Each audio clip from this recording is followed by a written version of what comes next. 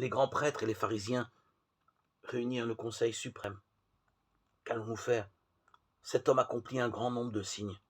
Si nous le laissons faire, tout le monde va croire en lui. Et les Romains viendront détruire notre lieu saint et notre maison.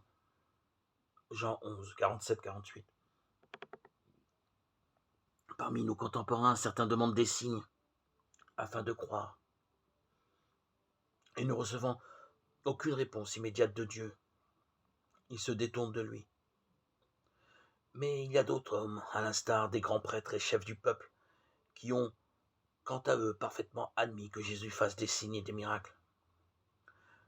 Jésus est bien pour eux un homme extraordinaire, mais ils ont décidé de ne pas croire en lui, mystère de l'endurcissement des cœurs.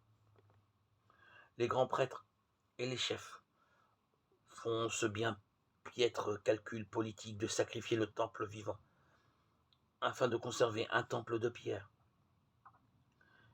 Ils préférèrent sacrifier la vie plutôt que de prendre la tranquillité et la sécurité d'un édifice bien en place. Jésus est le temple du Père, celui que Dieu avait en vue en accédant à la demande de David de lui construire un temple.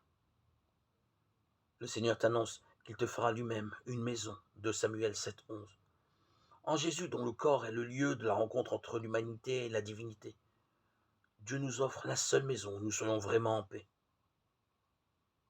Pourquoi donc préférons-nous nos pauvres sécurités